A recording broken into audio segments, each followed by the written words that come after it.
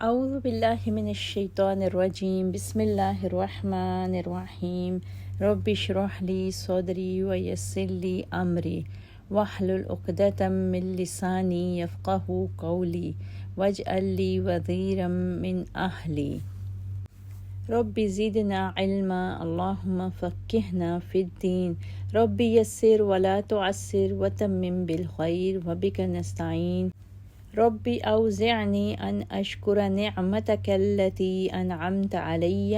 وعلى والدی وان اعمل صالحا ترضاہ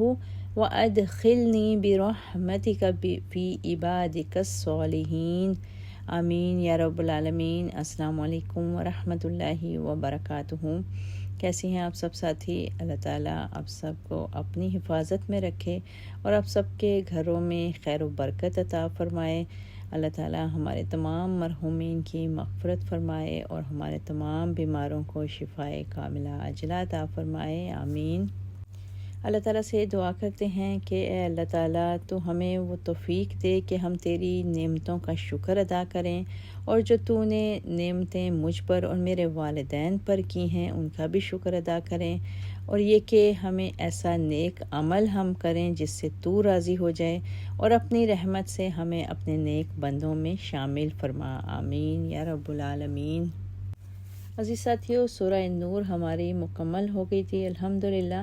آج ہم سورہ فرقان کا آغاز کریں گے۔ سورہ فرقان سورہ مؤمنون کے ساتھ رسول اللہ صلی اللہ علیہ وسلم کے قیام مکہ کے تیسرے دور یعنی 6 سے 10 نبوی میں حضرت عمر رضی اللہ تعالیٰ عنہ کے قبول اسلام کے بعد 7 نبوی میں نازل ہوئی تھی، جب آپ صلی اللہ علیہ وسلم پر منافقین اور کافروں کی طرف سے مسحور اور مفترا ہونے کا الزام لگ رہا تھا۔ چنانچہ اس صورت میں آپ صلی اللہ علیہ وسلم اور قرآن پر کیے گئے اعتراضات کا جواب دیا گیا ہے اللہ تعالیٰ کی طرف سے، اور یہ وہی زمانہ تھا جب 9 مسلم صحابہ رضی اللہ تعالیٰ عنہم کی تربیت مقصود تھی، اور اس صورت میں رسول اللہ صلی اللہ علیہ وسلم کو ساری دنیا کے لیے نذیر یعنی للعالمین نذیرہ ٹھہرایا گیا۔ یہ وہی زمانہ ہے جب سورہ انبیاء اور سورۃ المؤمنون دونوں صورتیں نازل ہوئی تھیں۔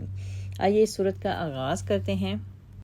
بسم اللہ الرحمن الرحیم تبارک الذی نزل الفرقان علی عبدہ لیکون للعالمین نذیرا۔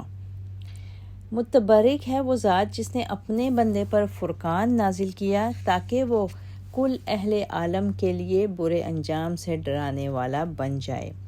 وہی ذات جو آسمانوں اور زمین کی بادشاہی کی مالک ہے، اس نے نہ کسی کو بیٹا بنایا اور نہ ہی اس کی حکومت میں کوئی شریک ہے۔ اس نے ہر چیز کو پیدا کیا تو اس کا ٹھیک ٹھیک اندازہ کیا، اور لوگوں نے اللہ کے سوا کوئی اور الہ بنا ڈالے۔ جو کوئی چیز پیدا تو کیا خاک کریں گے، وہ تو خود پیدا کیے گئے ہیں۔ انہیں خود اپنے نفع و نقصان کا بھی کچھ اختیار نہیں، اور نہ ہی انہیں کسی کو مارنے، زندہ کرنے اور مردہ کو اٹھا سکنے کا کچھ اختیار ہے۔ کافر لوگ یہ کہتے ہیں کہ یہ قرآن تو محض جھوٹ ہے جسے اس نے خود بنا ڈالا ہے، اور کچھ دوسرے لوگوں نے اس کام میں اس کی مدد کی ہے۔ کتنا بڑا جھوٹ اور ظلم ہے جس پر یہ لوگ اتر آئے ہیں۔ نیز وہ کہتے ہیں کہ یہ تو پہلے لوگوں کی داستانیں ہیں جنہیں اس نے نقل کرا لیا ہے، سو وہی داستانیں صبح شام اس کے پاس پڑھ کر سنائی جاتی ہیں۔ آپ ان سے کہیے کہ قرآن تو اس ذات نے نازل کیا ہے جو آسمانوں اور زمین کے بھید جانتا ہے، اور وہ یقیناً بہت بخشنے والا رحم والا ہے۔ نیز کہتے ہیں کہ یہ کیسا رسول ہے جو کھانا کھاتا ہے اور بازاروں میں چلتا پھرتا ہے؟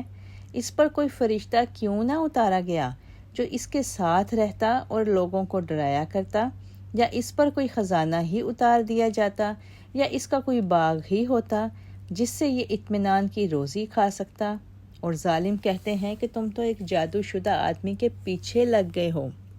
اے نبی صلی اللہ علیہ وسلم، غور کیجئے یہ لوگ آپ کے لیے کس طرح کی مثالیں بیان کرتے ہیں۔ یہ ایسے گمراہ ہوئے ہیں کہ راہ راست پر آ ہی نہیں سکتے۔ وہ بڑی بابرکت والی ذات ہے، وہ چاہے تو آپ کو ان چیزوں سے بھی بہتر چیزیں دے سکتا ہے۔ ایک نہیں کئی باغ جن میں نہریں جاری ہوں اور کئی محل دے سکتا ہے، لیکن یہ بات نہیں، بلکہ یہ لوگ دراصل قیامت کو جھٹلا رہے ہیں، اور جو قیامت کو جھٹلائے ہم نے اس کے لیے جہنم تیار کر رکھی ہے۔ استغفر اللہ، اللہم اجرنا من النار، اللہم اجرنا من النار، اللہم اجرنا من النار، آمین۔ اب یہاں پر سورہ کے آغاز میں ہی لفظ ہے تبارک الذی، یعنی متبرک ہے وہ ذات۔ تبارک الذی کا لغوی مفہوم دیکھ لیتے ہیں۔ تبارک کا مادہ با را کاف سے ہے، اسی سے لفظ برکت ہے، اور کسی چیز سے زیادہ متوقع یا غیر متوقع فوائد حاصل ہو جانے کا نام برکت ہے، اور بابرکت وہ ذات ہے جو دوسروں کو زیادہ سے زیادہ متوقع اور غیر متوقع فائدہ پہنچانے والی ہو۔ اور علاوہ ازیں تبارک کے لفظ میں بلندی اور تقدس کا مفہوم بھی پایا جاتا ہے، اور یہ لفظ اللہ تعالیٰ کی ذات کے ساتھ ہی مخصوص ہے۔ پھر آگے کہا گیا کہ متبرک ہے وہ ذات جس نے اپنے بندے پر فرقان نازل کیا۔ فرقان یعنی قرآن نازل کیا۔ اب اللہ تعالیٰ نے قرآن کریم میں بہت سے مقامات پر اپنے پیارے رسول صلی اللہ علیہ وسلم کے لیے عبد کا لفظ استعمال فرمایا ہے، یعنی بندہ۔ اس کی وجہ یہ ہے کہ پہلی امتوں نے بھی اپنے رسول کی شان میں عقیدت مندی کی بنا پر غلو کیا تھا، اور انہیں ان کے حقیقی مقام سے اٹھا کر اللہ کے ساتھ ملا دیا تھا۔ یہودیوں نے کہا کہ عزیر رضی اللہ تعالیٰ عنہ کے جسم میں اللہ تعالیٰ نے حلول کر لیا ہے، اور وہ اللہ کے اوتار تھے۔ اسی طرح ہندوؤں میں بھی یہ حلول کا عقیدہ بکثرت پایا جاتا ہے، اور نصارہ نے عیسیٰ علیہ السلام کو اللہ کا بیٹا بھی کہا، بلکہ اس سے بڑھ کر اللہ ہی بنا دیا۔ اسی لیے آپ صلی اللہ علیہ وسلم نے واضح الفاظ میں اپنی امت کو تنبیہ فرمائی کہ مجھے میری حد سے ایسے نہ بڑھانا چڑھانا جیسے نصارہ نے عیسیٰ ابن مریم کو چڑھا دیا۔ میں تو اللہ کا بندہ ہوں، لہٰذا تم یوں کہو اللہ کا بندہ اور اس کا رسول۔ لیکن افسوس ہے کہ آپ کی اس تنبیہ کے باوجود بہت سے مسلمانوں نے بھی وہی کچھ کیا جو پہلی امتیں کرتی رہیں۔ مسلمانوں کے ایک طبقہ نے آپ کو نور من نور اللہ قرار دیا، اور کچھ لوگوں نے یوں بھی کہا کہ وہی جو مستوی عرش تھا خدا ہو کر اتر پڑا ہے مدینے میں مصطفیٰ ہو کر۔ یہود و نصارہ نے تو اس حلول کے عقیدہ کو انبیاء تک محدود رکھا تھا، مگر مسلمانوں نے یہ کمال دکھایا کہ انبیاء کے علاوہ دوسرے بزرگوں میں بھی اللہ کے حلول کا عقیدہ اپنا لیا، اور بہت سے بزرگوں کے متعلق آج کے مسلمانوں کا یہ عقیدہ ہے کہ ان کے اندر اللہ تعالیٰ حلول کر گیا ہے۔ استغفر اللہ، نعوذ باللہ۔ اللہ تعالیٰ نے قرآن مجید میں واضح طور پر بتا دیا کہ جس نے اپنے بندے پر، یعنی رسول اللہ تعالیٰ کے بندے ہیں اور بشر ہیں۔ پھر اس آیت میں قرآن مجید کو فرقان کہا گیا ہے۔ فرقان کا مفہوم دیکھتے ہیں۔ فرقان مبالغہ کا صیغہ ہے، یعنی حق و باطل کو یا کفر اور ایمان کو بالکل الگ کر کے دکھانے والا، اور اس سے مراد قرآن مجید ہے، جس نے ایمان اور اس کے مقابلہ میں کفر و شرک اور نفاق کی ایک ایک خصلت کو یوں واضح کر کے بتا دیا ہے کہ کچھ ابہام یعنی کوئی شک باقی نہیں رہتا۔ اور بعض علماء نے فرقان سے مراد حلت و حرمت کے احکام کو جدا جدا کر کے واضح طور پر بتانے والا لیا ہے، اور یوم الفرقان سے مراد غزوہ بدر کا دن ہے، جو حق و باطل کے درمیان ایک فیصلہ کن جنگ ثابت ہوئی تھی۔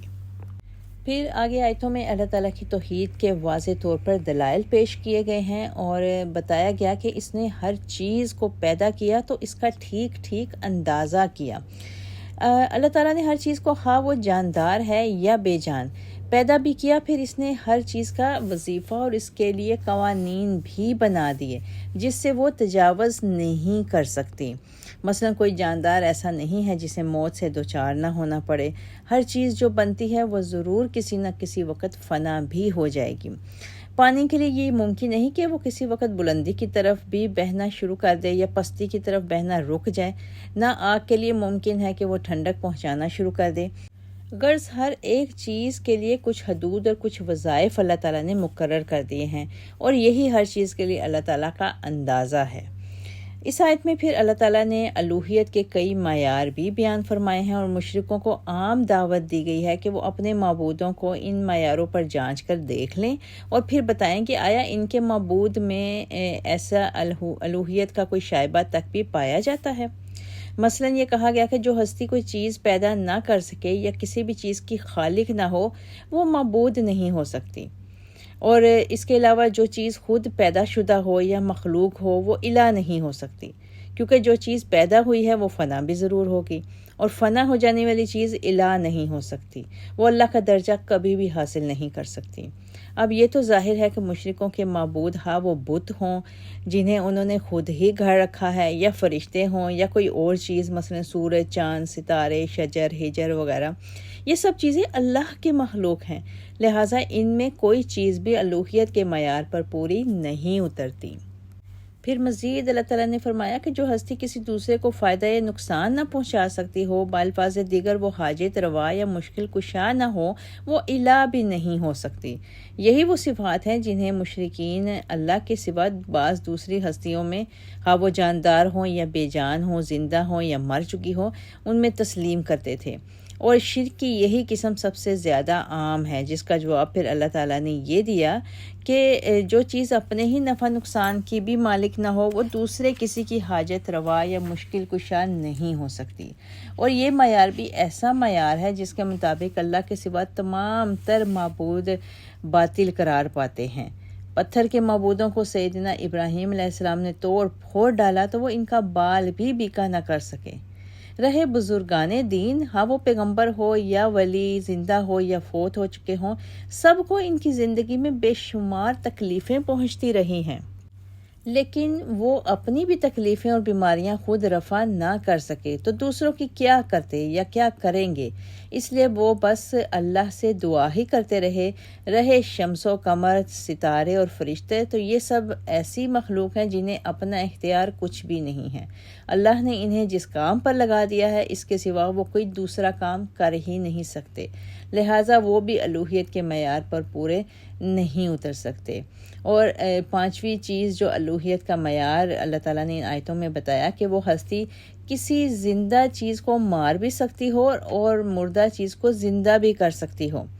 اللہ کی یہ شان ہے کہ وہ ہر وقت زندہ سے مردہ اور مردہ سے زندہ چیزیں پیدا کر رہا ہے، اور دوسرے معبودوں کے متعلق اللہ تعالیٰ نے چیلنج کے طور پر فرمایا کہ وہ ایک حقیر سی مخلوق مکھی بھی پیدا نہیں کر سکتے، جبکہ ان کی عاجزی کا یہ عالم ہے کہ اگر مکھی ان سے کوئی چیز چھین لے جائے تو وہ سب مل کر اس سے اپنی سلب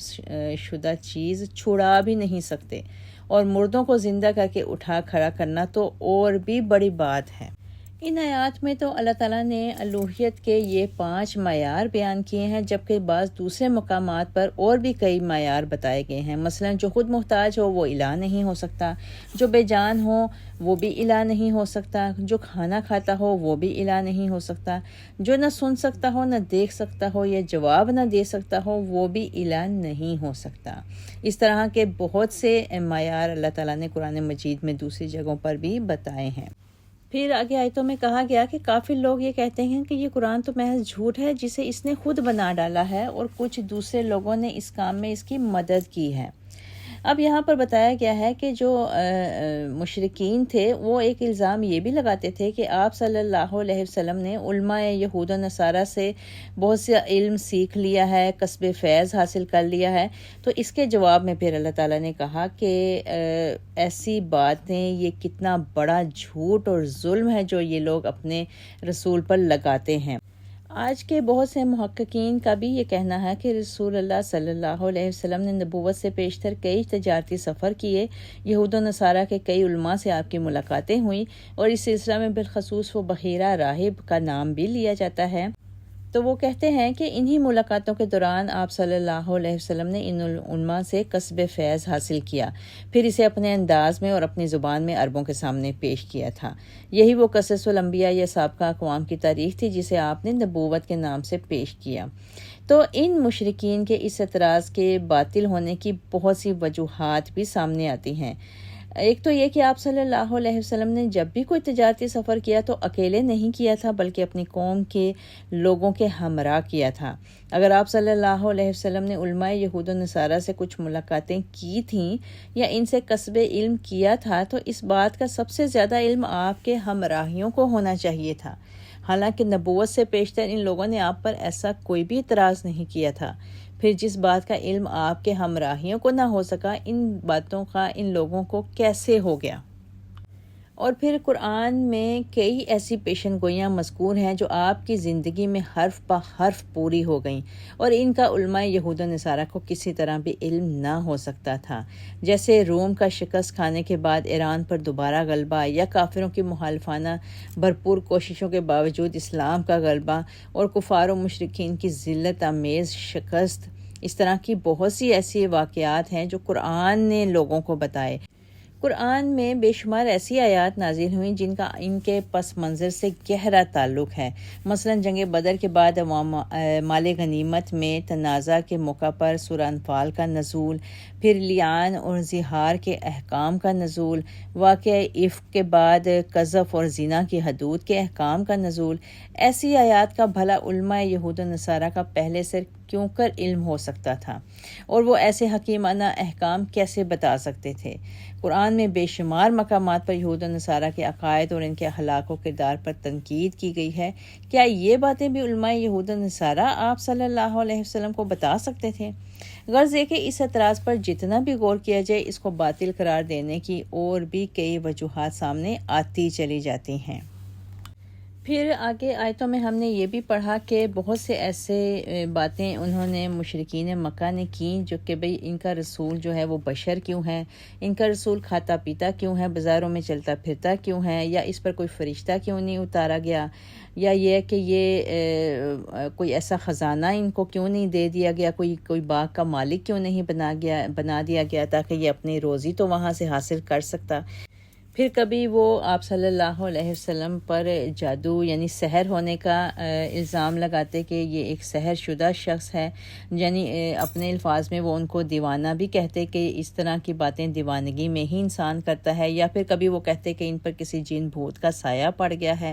اس طرح کی کئی باتیں ایسی تھیں جو وہ لوگ اپنے منہ سے نکالتے تھے، اور وقتاً فوقتاً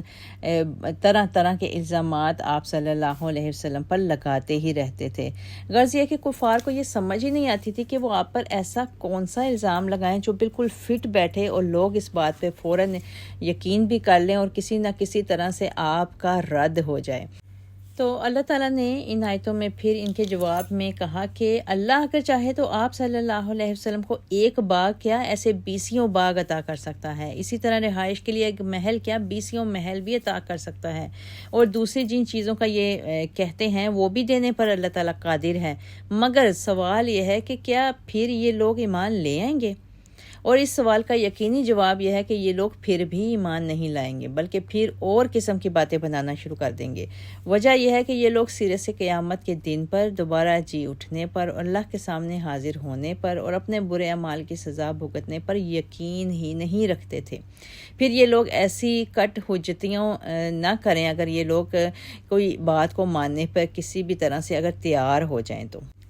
تو پھر آگے آیتوں میں اللہ تعالیٰ نے فرمایا کہ ایسے لوگوں کے لیے ان کے ایسے الزامات کے جواب میں پھر اللہ تعالیٰ نے جہنم تیار کر رکھی ہے جو کہ بھڑکتی ہوئی آگ ہے۔ پھر آیت نمبر 11 سے ہم آگے دیکھتے ہیں کہ اللہ تعالیٰ نے اس جہنم کی آگے ڈیٹیل کیا بتائی ہے۔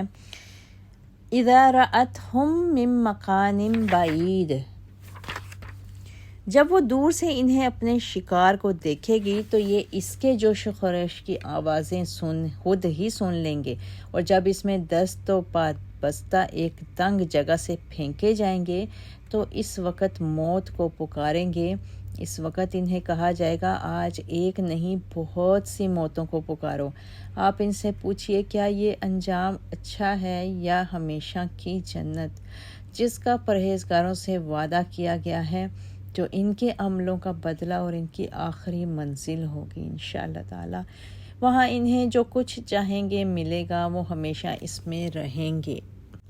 یہ تمہارے پروردگار کے ذمہ ایسا وعدہ ہے جو طلب کیا جا سکتا ہے، اور جس دن اللہ تعالیٰ انہیں اور جن کو وہ اللہ کے سوا پوجتے ہیں اکٹھا کرے گا تو ان معبودوں سے سوال کریں گے کہ کیا تم نے میرے ان بندوں کو گمراہ کیا تھا یا یہ خود ہی راہ سے بہک گئے تھے؟ وہ کہیں گے تیری ذات پاک ہے، ہماری مجال نہ تھی کہ تیرے سوا کسی کو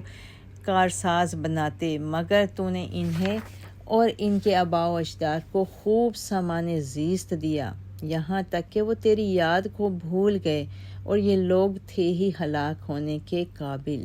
گویا اے کافرو، جو تم آج کہتے ہو اس دن تمہارے معبود تمہیں جھٹلا دیں گے، پھر نہ تم عذاب کو ٹال سکو گے اور نہ تمہیں کہیں سے مدد مل سکے گی، اور جو بھی تم سے ظلم کر رہا ہے اسے ہم سخت عذاب کا مزہ چکھائیں گے۔ اور اے نبی صلی اللہ علیہ وسلم، ہم نے آپ سے پہلے جتنے بھی رسول بھیجے وہ سب کھانا کھاتے اور بازاروں میں چلتے پھرتے تھے، اور ہم نے تم لوگوں کو ایک دوسرے کے لیے آزمائش کا ذریعہ بنا دیا، تو کیا تم اے مسلمانوں کفار کے طعن و تشنیع پر صبر کرو گے؟ اور آپ کا پروردگار سب کچھ دیکھ رہا ہے۔ وَقَانَ رَبُّكَ بَصِيرًا۔ اب یہاں پر آیتوں میں اللہ تعالیٰ نے جہنم کے حالات و واقعات بتائے ہیں، اور یہ بتایا ہے کہ جہنم میں ہر مجرم کے لیے اتنی تنگ جگہ ہوگی جہاں سے وہ ہل بھی نہیں سکے گا۔ علاوہ ازیں ایک ہی نوعیت کے کئی مجرم ایک ساتھ زنجیروں میں جکڑے ہوئے ہوں گے۔ جہنم کے غیظ و غضب کی لپیٹیں انہیں ہر طرف سے گھیرے ہوئے ہوں گی۔ اس وقت وہ اس مصیبت سے گھبرا کر موت کو پکاریں گے کہ کاش موت آ کر ہماری ان دردناک مصیبتوں کا خاتمہ کر دے۔ تو کہا جائے گا کہ آج ایک موت کے لیے کیا چہو پکار کرتے ہو؟ سینکڑوں موتیں مانگو تب بھی تمہارا یہ پکارنا لا حاصل ہے۔ وہ آرزو تو کریں گے کہ ایک بار مریں تو چھٹکارا حاصل ہو جائے۔ دن میں 1000 بار مرنے سے جو بری حالت ہو رہی ہے اس سے نجات پا جائیں گے، مگر یہ پکار بالکل بے سود ہوگی۔ پھر اس آیت میں ایک ایماندار اور ایک کافر کے انجام کا جو تقابلی جائزہ پیش کیا گیا، پہلے کافر کا بتایا گیا کہ وہ جہنم میں کیسے ہوگا، پھر ایک ایماندار شخص کا بتایا گیا کہ وہ جنت میں کیسے ہوگا۔ ایمانداروں اور پرہیزگاروں سے اللہ کا یہ حتمی وعدہ ہے کہ وہ انہیں جنت عطا فرمائے گا۔ اس جنت میں وہ جو کچھ بھی خواہش کریں گے انہیں مہیا کیا جائے گا، اور وہ ہمیشہ اس جنت میں قیام پذیر رہیں گے۔ یہ ایک ہی وعدہ کے 3 اجزاء ہوئے، اور اس وعدہ کے سلسلے میں مسلمانوں کو ہدایت کی جا رہی ہے کہ وہ اس کے لیے اللہ سے دعا مانگتے رہا کریں اور جنت کا مطالبہ اللہ تعالیٰ سے کرتے رہا کریں، اور ہمیشہ جب بھی مانگے تو جنت الفردوس کا ہی مطالبہ کریں۔ اللہم انا اسألک جنت الفردوس، اللہم انا اسألک جنت الفردوس، اللہم انا اسألک جنت الفردوس، آمین یا رب العالمین۔ پھر آگے آیتوں میں ایک اور مکالمہ بھی بتایا گیا ہے جو اس دن یعنی قیامت کے دن اللہ تعالیٰ اور ان مشرکین کافروں کے درمیان ہوگا، کہ یعنی ان کے معبودوں کو بھی اور ان کی عبادت کرنے والوں کو بھی سب کو آمنے سامنے لا کھڑا کر دیا جائے گا، اور اللہ تعالیٰ پہلے معبودوں کو ہی مخاطب کر کے پوچھے گا کہ کیا تم نے میرے ان بندوں کو کہا تھا کہ ہم تمہارے مشکل کشا اور حاجت روا ہیں، لہٰذا ہمارے ہاں نذرانے پیش کیا کرو، ہم قیامت کے دن تمہیں اللہ سے بخشوا لیں گے؟ یا ان عبادت گزاروں اور تمہارے عقیدت مندوں نے خود ہی ایسے عقیدے گھڑ لیے تھے؟ اس سوال کے جواب میں معبود حضرات کہیں گے کہ یا اللہ، ہم تو خود تجھے ہی اپنا حاجت روا اور مشکل کشا سمجھتے رہے، تیرے ہی سامنے اپنی حاجتیں پیش کرتے رہے، تیرے حضور ہی جھکتے اور نظریں نیازیں گزارتے ہیں، تجھے ہی اپنا کارساز سمجھتے ہیں، پھر بھلا ہم انہیں یہ کیسے کہہ سکتے تھے کہ اللہ کو چھوڑ کر تم ہمیں یا کسی دوسرے کو اپنا کارساز بنا لو؟ اس سوال و جواب سے واضح طور پر یہ معلوم ہو جاتا ہے کہ یہاں معبودوں سے مراد بت نہیں، کیونکہ بے جان کا اللہ کو کارساز بنانے کا کچھ مطلب ہی نہیں۔ ایسے سوال و جواب اللہ تعالیٰ عیسیٰ علیہ السلام سے بھی کریں گے جنہیں نصارہ نے اپنا معبود بنا رکھا ہے۔ اسی طرح آگے سورہ سبا کی آیت نمبر 41-42 میں بھی اللہ تعالیٰ نے بتایا ہے کہ ایسا ہی سوال و جواب فرشتوں سے بھی ہوگا جن کی یہ لوگ پوجا کی جاتی رہی ہے۔ تو پھر اس دن یہ معبود خود اپنی بریت کا اظہار کرنے کے بعد کہیں گے کہ ان کے گمراہ ہونے کی اصل وجہ یہ ہے کہ یہ بدبخت خود ہی گمراہ اور تباہ ہونا چاہتے تھے، جس کا ظاہری سبب یہ بن گیا کہ اے اللہ تعالیٰ تو نے انہیں اور ان کے آباء و اجداد کو عیش و آرام دیا، یہ لوگ بس اسی عیش و آرام میں پڑھ کر اور غفلت کے نشہ میں چور ہو کر تیری یاد سے بے نیاز ہو گئے، غافل ہو گئے، کسی نصیحت پر انہوں نے کان نہیں دھرا، پیغمبروں کی ہدایت سے آنکھیں بند کر لیں، تو نے ان پر جس قدر مہربانیاں کیں اتنے ہی یہ لوگ بد اعمال ثابت ہوئے، انہوں نے نمک حرامی کی، چاہیے تو یہ تھا کہ وہ ان نعمتوں پر تیرا شکر ادا کرتے، مگر یہ الٹے متکبر بن کر کفر اور گناہوں میں مبتلا ہو گئے۔ پھر آگے آیت نمبر 19 میں اللہ تعالیٰ نے بتایا کہ آج تم یہ بھی کہتے ہو کہ اگر قیامت ہوئی بھی تو تمہارے یہ معبود وہاں بھی تمہارے کام آئیں گے، اور اگر عذاب کی کوئی بات ہوئی تو یہ چھڑا لیں گے، مگر اس دن تمہارے یہی معبود جن کی اعانت پر تمہیں بھروسہ تھا کہ یہ تمہاری مدد کریں گے، تو یہ معبود اس دن تم سے اعلانیہ بیزاری کا اظہار کر دیں گے اور یہ کہہ کر کے تمہیں جھٹلا دیں گے کہ ہم نے کب ان سے کہا تھا کہ تم ہماری عبادت کیا کرنا۔ اس طرح معبود تو بری ذمہ ہو جائیں گے اور سارے کا سارا بوجھ ان کے عبادت کرنے والوں پر پڑ جائے گا، جن کے عذاب سے رہائی کی کوئی صورت پھر باقی نہیں رہے گی۔ پھر آگے اس بارے کی آخری آیت میں آیت نمبر 20 میں اللہ تعالیٰ نے پیارے نبی صلی اللہ علیہ وسلم کو مخاطب کر کے کہا ہے کہ یہ سب لوگ اچھی طرح سے جانتے ہیں کہ ہم نے اس سے پہلے جتنے بھی رسول بھیجے ہیں وہ سبھی کھانا کھاتے تھے، بازاروں میں چلتے پھرتے تھے۔ اللہ تعالیٰ نے ہم نے تم لوگوں کو ایک دوسرے کے لیے آزمائش کا ذریعہ بنا دیا ہے۔ دراصل کفار مکہ کا یہ اعتراض کہ ان کا رسول کھاتا پیتا ہے، بشر ہے، یہ محض کٹ حجتی کی وجہ سے تھا، ورنہ وہ خوب جانتے تھے کہ سیدنا نوح علیہ السلام، سیدنا ابراہیم علیہ السلام، سیدنا موسیٰ اور سیدنا عیسیٰ علیہ السلام سب کے سب انسان ہی تھے اور ضروریات زندگی سب کے ساتھ ہی تھیں، اور وہ اپنی زندگی کی بقا کے لیے کھاتے پیتے بھی تھے، اور کسب معاش یا خرید و فروخت کی خاطر وہ بازاروں میں چلتے پھرتے بھی تھے، اور ان سب باتوں کے باوجود لوگ انہیں رسول تسلیم کرتے تھے۔ کھانا کھانا یا بازاروں میں چلنا پھرنا بزرگی یا نبوت کے منافی نہیں، اور آخر پھر ان لوگوں کا یہ اعتراض کس لحاظ سے درست ہو سکتا تھا؟ پھر اللہ تعالیٰ نے کہا کہ نبی کے ذریعے اللہ تعالیٰ افراد کی قوموں کی آزمائش کرتا ہے، اور وہ کیسے کرتا ہے کہ اللہ تعالیٰ اپنا رسول بھیج کر ان لوگوں کو آزمائش میں ڈال کر ہر ایک کو خوب جانچتا ہے، ایمان لانے والوں کو بھی اور کافروں کو بھی۔ ایمان لانے والوں میں سے سب سے زیادہ آزمائش سخت قسم کی تو خود رسولوں کی ہوتی ہے، جیسا کہ آپ صلی اللہ علیہ وسلم نے بھی فرمایا ہے، یعنی سب سے سخت آزمائشیں نبیوں کی ہوتی ہیں، پھر اس کے قریبی مومنوں کی، پھر اگلے درجہ کے مومنوں کی۔ نبی کی دعوت پر مخالفت کا ایک طوفان اٹھ کھڑا ہوتا ہے، اور ابتداءً نبی کی دعوت پر ایمان لانے والے عموماً معاشرے کے ظلم و ستم سے عاجز آئے ہوئے اور ستائے ہوئے کمزور قسم کے لوگ ہی ہوتے ہیں۔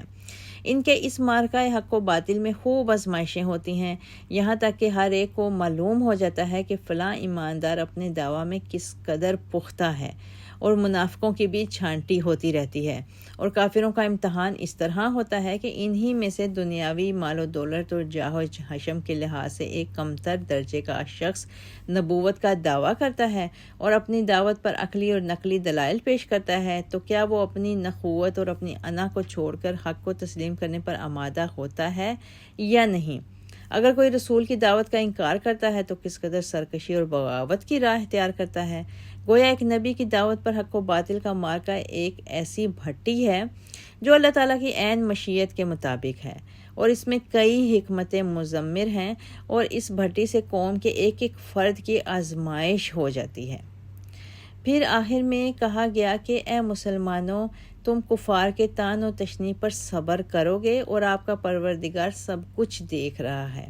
یعنی یہ خطاب صرف مسلمانوں کو ہے، اور کہا گیا ہے کہ تمہاری آزمائش یہ ہے کہ آیا تم لوگ ان کافروں کے ناجائز اعتراضات، ان کے اس مذاق اڑانے اور ان کی طرف سے پہنچنے والی ایذاؤں پر، تکلیفوں پر صبر کرتے ہو، جبکہ اس میں تمہارے لیے کئی قسم کی مصلحتیں اور حکمتیں بھی موجود ہیں۔ اس کا ایک مطلب تو یہ ہے کہ تمہارے پروردگار نے سب کو جو آزمائشیں دی میں ڈالا ہے تو اس کی مصلحتوں کو دیکھ کر ہی ڈالا ہے، اور دوسرا مطلب یہ ہے کہ معرکہ حق و باطل میں جو لوگ حق کے ساتھ دے رہے ہیں انہیں بھی اللہ تعالیٰ دیکھ رہا ہے. جو اس کی راہ میں روک بن کر کھڑے ہو گئے ہیں انہیں بھی اللہ تعالیٰ دیکھ رہا ہے. ان کی بھی ساری حرکتوں کو وہ بہت اچھی طرح سے دیکھ رہا ہے. بے شک اللہ تعالیٰ سب کچھ دیکھنے سننے اور جاننے والا ہے. الحمدللہ عزیز ساتھیوں، یہاں پہ ہمارا پارہ نمبر 18 مکمل ہوتا ہے. اللہ تعالیٰ سے دعا کرتے ہیں کہ اللہ تعالیٰ ہم سب کو اس پارے کے تمام مضامین سے بھرپور حکمت کے ساتھ فائدہ اٹھانے اور ان پر عمل کرنے اور ان کو آگے پہنچانے کی توفیق عطا فرمائے. آمین یا رب العالمین. وآخر دعوانا ان الحمدللہ رب العالمین. سبحان ربک رب العزت عما یصفون وسلام علی المرسلین والحمد للہ رب العالمین وما علینا الا البلاغ.